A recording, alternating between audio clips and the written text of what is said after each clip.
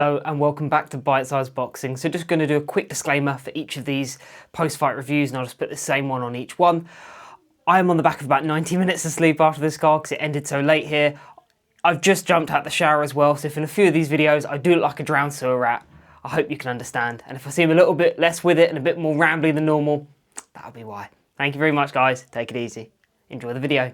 So the second fight I saw on this card was Subriel Matias getting a majority decision over Alberto Puello. So this one was, I'll be frank, I was struggling to stay awake a little bit by this point, but I did watch this fight. Subriel Matias, in my opinion, I didn't score this fight to him. Again, I think this is another case of slightly dubious scorecards, if I'm honest.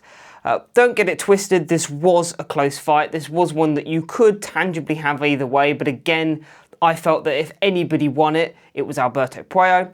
Don't get it twisted, Alberto Puello was fouling along this fight, he was using his head, he was being very dirty, so from that perspective, I can understand why people probably would not want to score it to Puello.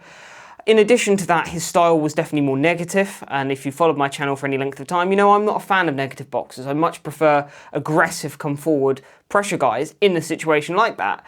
That being said, Matias' pressure at points in this fight wasn't that effective. So for the sort of the first half of the fight, generally speaking, I felt that Matias was doing enough in most rounds. There was probably a couple of rounds, don't get it twisted. I'm not saying that he won all of the first 6. It was one of those where he swept probably the majority of the first half of the fight.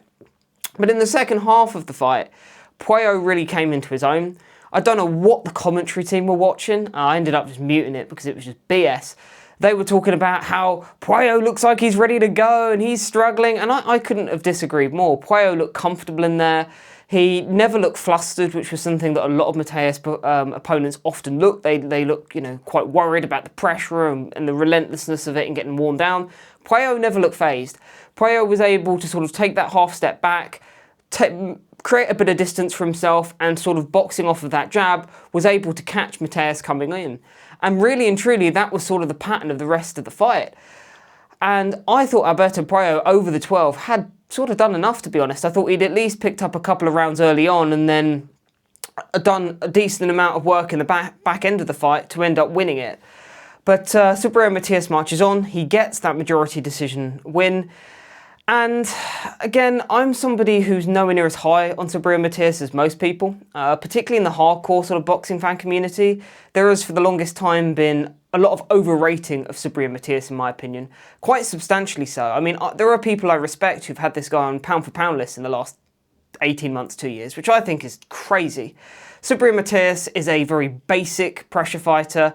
He hasn't got a particularly creative offense. His feet are pretty piss poor, if I'm honest. He's not especially fast as well or anything like that. He's not especially dynamic. He is just a pretty up and down, straightforward pressure fighter who, don't get it twisted, is effective at a certain level. But I mean, I've seen people saying this guy's elite, this guy's pound for pound, and he's none of those things. It's a strange one. It's one of those where you get certain fighters who are overrated by the masses, but the hardcores can see through it. But this is one of those rare occasions where I think a lot of hardcore boxing fans miss the mark on Subriel Matias. I think this is a very beatable fighter. And I think even in this fight, you saw the flaws in Matias. He was getting caught all over the shop. His guard is not particularly tight. His defense is not particularly good. He's there to be hit. And so, again, I thought that Puello in the balance of play edged this, but Matias marches on, and of course in the ring, Turki Al-Sheikh did announce on the November 22nd he's looking at making Matias' first title defence, which is a mandatory defence, against Dalton Smith.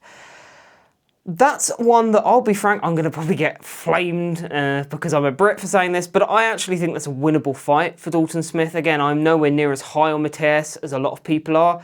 Don't get it twisted, I don't think he's a bad fighter, I do think he's a good world level fighter, but I don't think he is this elite pressure fighter who's going to run through the division and beat everybody handily like certain people think. I have seen enough in Dalton Smith over the years. He has the style, if he's able to maintain it against Matias, to be able to outbox him and beat him.